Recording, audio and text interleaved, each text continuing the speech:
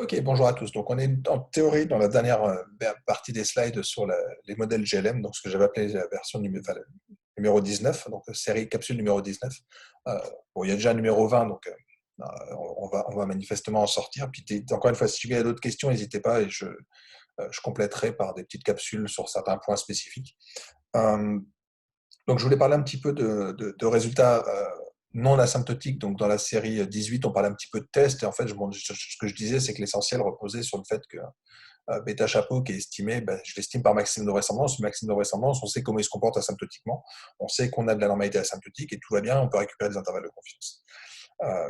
Mais le problème, c'est que le maximum de vraisemblance, à distance finie, on ne sait pas trop comment il se comporte. Donc, le but de ces slides, c'est de discuter un petit peu qu'est-ce que je peux faire quand on a moins de données. Donc, la réponse, on l'a déjà eu partiellement parce que je vous en avais parlé dans le cas de la régression par moindre carré. C'est les méthodes de simulation. Donc, en rééchantillonnant, on peut créer des fausses données, refaire des estimations et récupérer la distribution des grandeurs qui nous intéressent. Donc, que ce soit sur les bêtas ou plus intéressant encore sur les prévisions. Donc, je vais revenir un petit peu sur mes slides pour vous expliquer un petit peu cette idée de bootstrap dans le cas des modèles GLM. Alors, je le fais peut-être dans un exemple un petit peu tordu, mais peu importe. C'est un exemple qui est assez populaire en assurance. Alors, après, pas que en assurance, parce qu'on va le retrouver en bibliométrie, on va le retrouver en santé. J'avais évoqué les données qui étaient dans le package de Bootstrap sur le virus du sida et sur les problèmes de contamination en épidémiologie, c'est assez classique. Ok. Forcément, je ne clique pas au bon endroit. Donc ici, je le fais sur un problème d'assurance. Okay, donc en assurance, donc un package, un très joli package, ChainLadder, qui permet de faire du provisionnement. Donc l'idée du provisionnement, c'est quoi? C'est le fait qu'une compagnie d'assurance, elle vend de la promesse, elle vend la promesse de rembourser les sinistres, sauf qu'il faut des règles comptables pour s'assurer que la compagnie ait assez d'argent pour pouvoir payer les sinistres. Et un petit souci, c'est que parfois les sinistres ils sont déclarés tard. Okay, donc ici, c'est l'assurance générale, on peut penser à des problèmes de type responsabilité civile d'hôpitaux, par exemple. Okay, donc, quand un hôpital opère quelqu'un, il y a une assurance responsabilité civile et malheureusement, parfois, cette assurance, ça marche plusieurs années plus tard.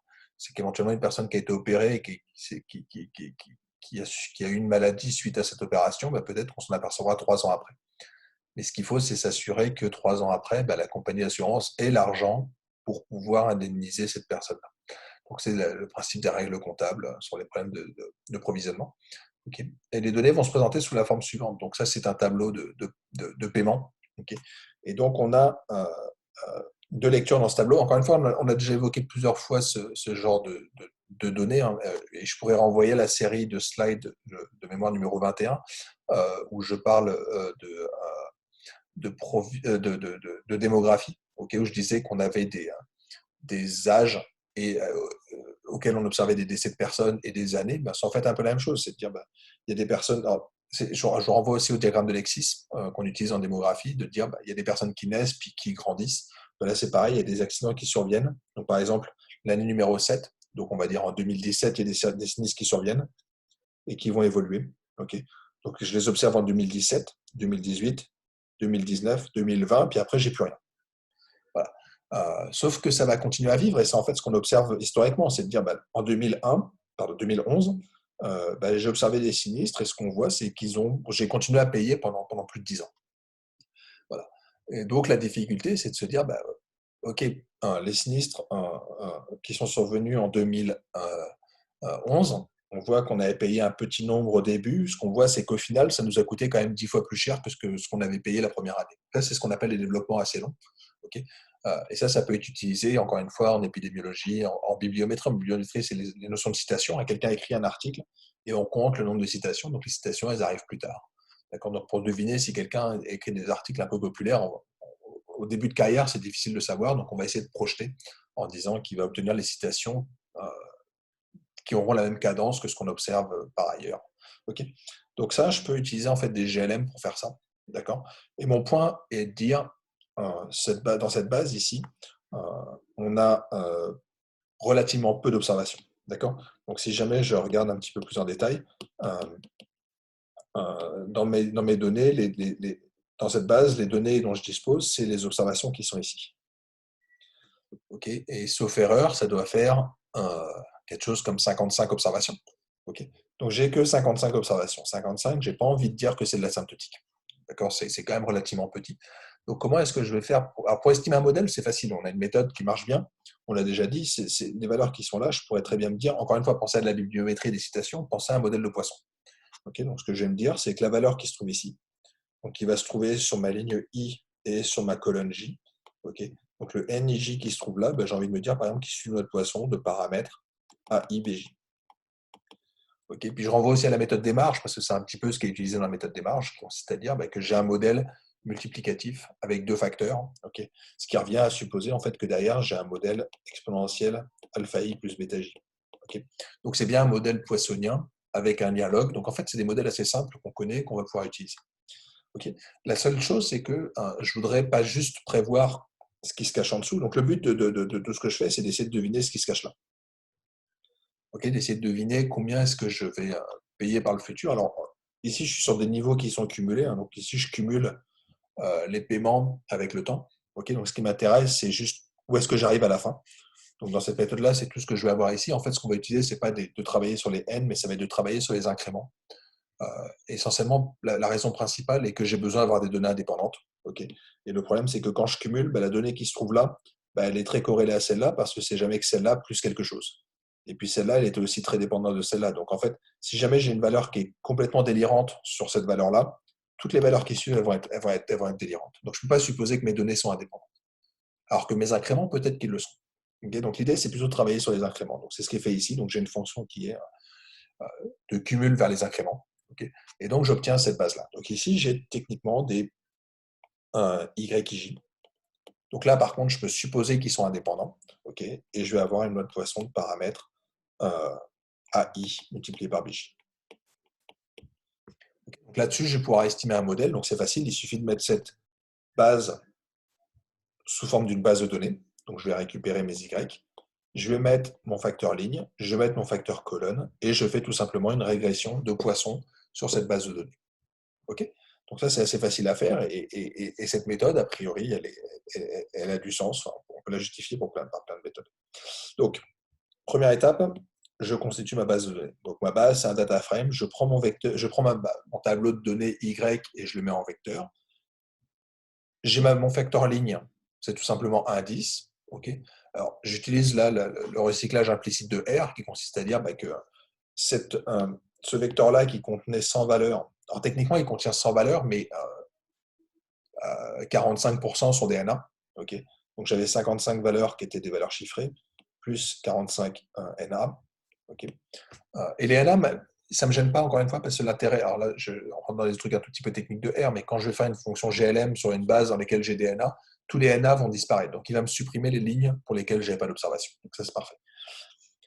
OK, donc j'ai mon vecteur avec mes 100 valeurs de Y. Ici, j'avais 10 valeurs, il va les répliquer. Donc, j'ai 1, 2, 3, 4, 5, 6, 7, 8, 9, 10, 1, 2, 3, 4, 5, 6, 7, 8, 9, 10, 1, 2, 3, 4, 5, 6, 7, 8, 9, 10. Donc, je vais répéter 10 fois ce vecteur-là. Et là, par contre, je vais répéter 1, 10 fois, 2, 2, 2, 2, 2, 2, 2, 10 fois, 3, 3, 3, 3. Donc, en fait, je récupère les données telles que je les avais là. D'accord. Donc, ça va être les 10 premières lignes de ma base. Okay. Dans ces cas-là, ce que je vais avoir comme origine, c'est 1, 2, 3, 4, 5, 6, 7, 8, 9, 10. Une fois que j'ai fait celle-là, je passe à ma colonne numéro 2. Ça, c'est ce que j'aurai juste en dessous. Donc, ici, je suis en numéro 11 et jusqu'en numéro 20. Okay. Ce que je vais mettre comme valeur d'origine, ça va être encore 1, 2, 3, 4, 5, 7, 8, 9, 10. Donc, je le répète. Okay. Par contre, sur mes développements, pour les 10 premières valeurs, je vais répéter ce 1 10 fois. Puis ensuite, je vais répéter ce 2 10 fois. Puis ce 3 10 fois, etc. Donc, c'est vraiment ce qui est fait ici. Okay, je prends toutes mes valeurs de Y. Donc, encore une fois, dans une base en R, quand j'ai une matrice, quand je la mets en tant que vecteur, il va me prendre toutes les colonnes et me les mettre les unes en dessous des autres. Okay. Ici, j'ai ma ligne et ici, j'ai ma colonne. Okay. Donc, j'ai un data frame standard avec un Y et deux variables X. Okay. Donc, je vais pouvoir faire une régression. Je vais faire une régression GLM. Ce que je dis, c'est que je vais prendre les lignes et les colonnes en tant que facteur. Donc, je les prends en tant que facteur. Et je fais une régression de Poisson implicitement avec un dialogue. Okay, puis ça, c'est le lien canonique de ma loi de Poisson. Donc voilà très exactement ce que prédit mon modèle. Okay, donc mon modèle me prédit ce tableau-là. Donc encore une fois, ma base de départ, elle avait 100 lignes, mais avec essentiellement 55% de valeurs qui étaient observées, 45% de valeurs non observées. Donc c'est les deux couleurs que j'observe ici. Ok, donc dans sa partie supérieure, il va me prédire les valeurs du passé quelque part. Ok, donc ici, j'ai le dernier chiffre de 2020. Donc ici, j'ai les derniers paiements pour les sinistres de 2009 vus en 2000, de 2019 vus en 2020, etc. Et là, on va commencer à voir les chiffres de l'année prochaine, tels qu'ils sont prédits. Ok, donc dans ces données de matrice, on va voir cette séparation avec la diagonale, qui sont les données passées dans la partie supérieure et les données prédites dans la partie inférieure. Euh, Là, je peux renvoyer au cours sur les méthodes de provisionnement de première année, ok, pour cette forme de tableau. Ok, en sachant qu'ici, je suis sur des incréments, encore une fois. Je travaille vraiment sur les incréments parce que donc c'est pour ça que ce n'est pas exactement chain ladder sur la forme. Ça sera la même prévision que chain ladder, mais c'est un peu différent. Ok, donc euh, j'ai ces deux prévisions qui vont nous intéresser et je les sépare en deux parce qu'en fait, elles vont nous donner deux types d'informations. La partie supérieure, bah, je peux les confronter à la réalité. Okay, donc en particulier, les valeurs qui sont là, bah, je peux les confronter avec celles que j'avais dans ma base. Donc par exemple, ici, j'avais 973. C'est ce que prédit mon modèle. Donc cette valeur-là, c'est mon lambda IJ chapeau. Et ben, je peux m'amuser à le comparer. Est-ce qu'il est égal ou pas à NIJ? Okay. Ou en l'occurrence, un YIJ, puisque j'avais ce que j'avais utilisé comme notation. En fait, on avait payé 977, 987. Okay, donc on peut récupérer un résidu. Alors techniquement, ça va être un résidu qu'on va devoir normaliser, parce qu'encore une fois, j'ai une régression de Poisson, donc mes résidus ne sont pas les résidus standards. Hein. Je renvoie sur les slides sur les résidus et la déviance. Okay, donc je peux faire des résidus de déviance ou des résidus de personnes. Okay, on fera plutôt des résidus de personnes dans ce qui nous intéresse par la suite. Mais, donc je commets des erreurs sur la partie supérieure. Je commets sûrement des résidus, des erreurs dans la partie en bas, sauf que c'est le futur, et donc je ne peux pas le savoir maintenant. Mais par contre, je peux récupérer des valeurs prédites. Et donc ici, ça me prédit que l'année prochaine, je vais sûrement payer 857 pour les sinistres de cette année. Puis l'année suivante, 897. Puis dans 10 ans, je vais payer 87. Et tout ça, c'est cool. C'est que c'est exactement ce dont on a besoin pour calculer des provisions. C'est que là, je suis en train de dire, voilà ce que je pense payer pour les années futures. Toutes les valeurs qui se trouvent ici, dans cette partie inférieure, ça correspond très exactement aux données qu'on pense payer par le futur. Et ça, c'est exactement, si vous relisez la réglementation sur le calcul des provisions, la réglementation est claire. Si vous pensez que vous allez payer 897 dans 2 ans, vous êtes tenu de constituer une provision de 897 dès à présent. Donc, en sommant toutes ces valeurs-là, en fait, je récupère le montant de provision dont j'ai besoin en assurance. Donc, c'est exactement ce que je fais ici. D'accord. Donc, je m'amuse à calculer. Donc, je prends les prévisions et je les cumule sur le futur. Donc, le futur, c'est les valeurs pour lesquelles j'avais des NA. Le passé, c'est pour lesquelles je n'avais pas de NA. Okay. Donc, en fait, en utilisant ces deux informations dans ma base, donc je vais avoir 45 valeurs pour futur, 55 pour passé, qui seront des vrais ou qui seront les valeurs que je pourrais utiliser. Donc, en récupérant les résidus, euh, je vais pouvoir m'amuser à bootstrapper. Okay. Et je vais ensuite faire des prévisions. Et en prenant uniquement les prévisions sur les valeurs futures, ben dans ces cas-là, j'aurai des valeurs prédites du montant de provision. Donc le montant de provision, c'est ce chiffre-là, qui est en fait la somme sur toutes les valeurs I et J futures des lambda chapeau IJ. Okay. La question que je me pose, c'est est-ce que je peux avoir un intervalle de confiance là-dessus? Okay. C'est une question relativement légitime, mais en fait, c'est un problème assez compliqué parce qu'en fait, ce qu'on avait dit, c'était que je suis capable de récupérer une prévision sur chacune de ces valeurs-là. Alors, on a un petit problème, c'est que toutes ces valeurs ne sont pas du tout indépendantes. Okay, donc, même si jamais j'avais de la normalité asymptotique sur chacune, euh, récupérer la normalité de la somme, c'est un peu plus tordu. Enfin, heureusement, on a la variance asymptotique, on a tout, donc on est quand même capable de le faire, mais c'est que de l'asymptotique. Et avec mes 55 observations, je ne suis pas très confortable dans l'idée de faire l'asymptotique. Alors, comment je peux faire? Je peux le faire par simulation. Donc, l'idée de la simulation, c'est quoi? C'est de dire, peut-être qu'il faudrait que. L'idée, c'est de recréer des fausses données. Donc, se dire, avec ce jeu de données, avec ce triangle, avec cette valeur de YIJ, j'ai obtenu ce 18 680. L'idéal, ce serait de pouvoir récupérer un autre triangle. Comment je fais pour récupérer un autre triangle? C'est facile. Il suffit de partir des valeurs de modèle et de retirer un bruit. Okay. Et l'idée de tirer du bruit, ça marche à condition d'avoir des bruits qui sont purement homocédastiques et donc qui sont les mêmes partout. Donc je peux prendre des résidus d'un peu partout. Et ça, je les ai avec mes résidus de déviance ou mes résidus de personne. Donc je peux récupérer mes résidus. Donc je prends des résidus de personne ici. Alors pour rappel, un résidu de personne, ça va être défini comme ça. Donc c'est défini comme la différence entre ce que j'observe et ce que je prédis, divisé par la racine carrée de ce que je prédis, essentiellement parce que la racine carrée de ce que je prédis, c'est la racine carrée de la variance. Ce que je prédis, c'est l'espérance, mais c'est aussi la variance, puisque j'ai une autre Poisson. Okay. Donc cette grandeur-là, ça va être des résidus qui sont IID. Okay. Ils sont indépendants par hypothèse. Ça vient du fait que mes Y et J, je les supposais indépendants, et ça marche parce que j'ai des incréments. Et ils ont la même loi parce qu'en fait, j'ai normalisé. J'ai normalisé, donc ma variance, elle est la même pour tous. Mais ce que je vois, c'est que si jamais j'ai écrit ça comme ça, je peux dire que ce que j'observe, c'est ce que me donne mon modèle, plus mon résidu, à condition de multiplier par cette grandeur-là. Et donc, en fait, comment je fais pour simuler des faux triangles? Ben, c'est facile, je pars de mon modèle, je pars de résidus que j'ai simulés, et comment je les simule? Par échantillonnage. Okay, donc je bootstrap, donc je vais retirer dans mes bases de 55 résidus. Je vais les prendre donc, dans mon triangle. Pour simuler une valeur ici, ben, je vais prendre ce que me prédit mon modèle. Okay, je vais aller chercher un résidu, donc je vais prendre le résidu qu'on avait observé ici. Je vais le ramener ici, puis je vais multiplier par la racine carrée de celui. Okay, donc cette méthode-là me permet de récupérer une nouvelle valeur pour cette valeur du triangle. Et puis je le fais pour toute une partie du triangle. Donc en fait, je recomplète et je vais récupérer un triangle de données, un faux triangle de données, un Y, un B. Okay, et une fois que j'ai récupéré ça, ben, je refais une régression, je complète en récupérant des prévisions en dessous, et ça va me donner une autre estimation. Okay, donc c'est exactement ce que je vais faire par la suite en disant ben, je vais partir de mes données, je vais estimer un modèle, mon modèle va me permettre de récupérer mes valeurs prédites et mes résidus. Je vais rééchantillonner mes résidus pour créer des fausses données. Je vais récupérer une prévision sur ce que je pense payer dans le futur. Et en sommant, je vais récupérer un autre montant de provision. Et en le faisant plein de fois, je vais récupérer une distribution. Donc, c'est exactement le code qui est fait ici. Donc, je m'amuse à répliquer presque 10 000 fois la création de base. Okay, donc, mon R, ça va être mon montant de provision, donc le montant de réserve dont j'ai besoin. Okay, et je m'amuse à créer des triangles. Okay, donc, première étape, je récupère mes prévisions, je récupère mes résidus. Okay. Comment est-ce que je vais créer? Alors, YS, c'est mon Y simulé. Okay. Je mets DNA partout, parce que quasiment partout, j'ai DNA. Et sur les données passées, ben, je prends ce que me donne mon modèle, plus la racine carrée de mon modèle. Donc, mon L, c'est mon lambda. Hein. Je parle de mon lambda chapeau. La racine carrée de mon lambda chapeau, et je multiplie par epsilon. Okay. Et je fais ça. Ben, quel résidu je prends? Ben, je tire au hasard. Donc, sample 1n, ça veut dire que je prends n'importe quel résidu parmi tous ceux que j'ai dans ma base. Okay. Donc, je fais du rééchantillonnage, replace égale true, parce que je fais des tirages avec remise. Okay. Donc, le principe du bootstrap, c'est de faire des tirages avec remise. Donc, ça va me donner une nouvelle valeur dans mon triangle. Alors, il y a juste une petite subtilité technique, hein. C'est qu'en faisant cette méthode-là, je peux avoir des soucis.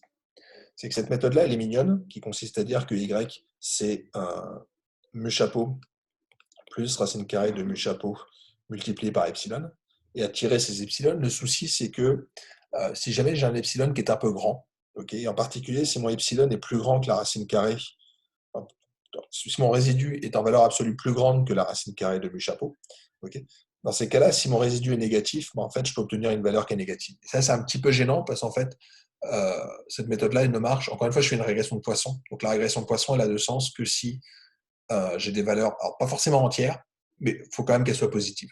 Okay, donc je peux faire ça essentiellement parce que je vais prendre des logarithmes derrière. Donc je suis obligé d'avoir des valeurs, des valeurs positives. Okay, donc j'ai besoin d'avoir des variables positives derrière. Donc en fait, dès lors que je suis négatif, je vais mettre des zéros ici. Okay, donc, et c'est pas du tout parce que je prends un logarithme et puis c'est genre d'avoir des zéros. Bon, on a besoin quand même d'être positif. Il faut regarder les conditions, mais j'ai quand même besoin d'être positif. Enfin, tentez. Hein. Si jamais vous avez une valeur négative, vous verrez que la régression GLM ne marche pas, alors que si jamais je mets 0,5, il n'y a pas de souci. Donc, ce que je vais juste faire, c'est biaiser un tout petit peu mon estimation en mettant des zéros quand j'avais récupéré des valeurs négatives. Et ensuite, je fais juste un GLM. Je régresse mon nouveau Y. Okay, donc, c'est juste mon Y que j'ai bruité. Okay, sur mes 2x, et je vais récupérer mon montant de provision qui est juste la somme de ce que je vais prédire sur les valeurs futures. Tout simplement. Okay, donc c'est vraiment cette estimation-là, cette grandeur-là que je vais récupérer par simulation. Okay. J'en récupère 10 000. En récupérant ces 10 000, je peux tracer leur histogramme. Donc c'est la valeur qui se trouve ici. Donc je vous rappelle, on avait obtenu quelque chose qui était à peu près par ici. Okay. Donc empiriquement, on avait obtenu je ne sais plus, moi, 18 680. Voilà. Oui, 18 680. Et ce que je suis en train de vous dire, c'est que je peux récupérer l'intervalle de confiance, puisqu'en fait, j'ai toute la distribution. Donc, en fait, je pourrais construire l'intervalle de confiance ici à 95% si on veut, et de dire, le montant de provision que je pense avoir besoin de constituer pour l'année pour pouvoir payer tous les sinistres survenus, mais que je n'ai pas encore fini de régler. J'ai besoin de constituer une provision de 18 680 et je peux même donner un intervalle de confiance à 95% pour cette valeur-là. Alors techniquement, ce qui m'intéresse, c'est plutôt les quantiles et de dire peut-être qu'avec 25 000, je suis certain de pouvoir payer 99% de mes scénarios. Donc là, on retrouve des notions relatives à la solvabilité. Okay. Donc si jamais je veux être certain de pouvoir payer 99% des sinistres, je peux constituer des provisions avec ce montant-là. Okay. Donc ça, c'est l'intérêt de ces méthodes de bootstrap. Donc je peux récupérer des quantiles, je peux récupérer n'importe quelle valeur sur un estimateur. Donc au lieu d'utiliser des théorèmes asymptotiques comme on le faisait jusqu'à présent, en disant asymptotiquement, j'ai des grandeurs gaussiennes, il n'y a pas de souci. Et on voit qu'on n'est pas loin d'être gaussien quand même. Donc en fait, peut-être que mon approximation aurait pu marcher, une approximation normale. Okay. Mais encore une fois, rien ne me dit qu'une approximation normale marche avec 55 observations. Okay. Dans ces cas-là, ça peut être pertinent de faire une régression avec du bootstrap. C'est ce qu'on avait fait exactement dans la partie sur les moindres carrés où j'avais dit on avait une cinquantaine de points. On a des propriétés, si mes résidus sont gaussiens, si jamais ils ne le sont pas, je peux quand même bootstrapper, puis peut-être que ça marchera. Okay. Et en fait, on avait montré qu'effectivement, ça marchait relativement bien. Donc, on avait les mêmes intervalles de confiance que ce qu'on avait avec notre modèle gaussien. Okay. Donc, c'est une méthode qui permet de s'affranchir de certaines hypothèses. Alors ici, on a de la chance parce qu'on a des données qui sont relativement robustes, mais supposons qu'il y ait une année où on ait obtenu des énormes sinistres. Okay. Donc, supposons même quelque chose d'un peu bizarre, donc quelqu'un qui part avec la caisse, enfin n'importe quoi, un chiffre bizarre, tout d'un coup je me retrouve avec un résidu énorme, mais ça je pourrais en tenir compte dans mes prévisions futures pour récupérer des intervalles de confiance qui soient peut-être un peu plus robustes que des intervalles de confiance construits sur des hypothèses peut-être fausses ici de normalité. Okay, donc on a ces méthodes de simulation et qui reposent sur cette... Il faut que je revienne sur mon algorithme, mais qui reposent vraiment sur cette idée que je peux récupérer des résidus qui sont IID, donc que je vais pouvoir rééchantillonner. L'idée de rééchantillonnage n'a de sens que si je peux tirer au hasard n'importe quelle valeur. Donc je prends la valeur d'un résidu dans un triangle, je la mets ailleurs. Ça a de sens que si j'ai des résidus qui sont IID. Donc c'est ce que j'évoquais déjà quand on faisait de la régression. Je disais, je vais prendre le résidu de ma dernière observation et je le mets sur la première, mais ça a de sens que si je suis IID. Donc il faut que j'ai la même variance partout. Si je mets ma variance, elle augmente avec X, ça n'a pas de sens d'aller prendre le dernier résidu et le mettre au début. Okay, c'est la même chose ici, sauf qu'ici, je suis capable de construire ces résidus homocédastiques en partant sur des résidus de la personne. Okay. Donc, cette méthode-là, elle est relativement générale et je peux l'appliquer sur n'importe quoi. Okay, donc, si jamais vous n'êtes pas convaincu, tentez-le sur d'autres types de données. Okay, et vous verrez que ça marche relativement bien. Puis, c'est en fait la méthode la plus simple pour récupérer des intervalles de confiance, en particulier sur ces données agrégées qui sont présentées sous forme de triangle. Donc, de mémoire, dans le package de Bootstrap sur les données AIDS, c'est aussi ce qu'ils préconisent, puisqu'effectivement, on n'a pas beaucoup d'années de développement. Donc, en épidémiologie, c'est assez classique d'utiliser ce genre d'approche pour avoir des intervalles de confiance sur le nombre de personnes contaminées, ce genre de choses. Voilà, donc je vais m'arrêter là pour cette série de slides et puis vous verrez s'il reste encore des choses à regarder. À bientôt.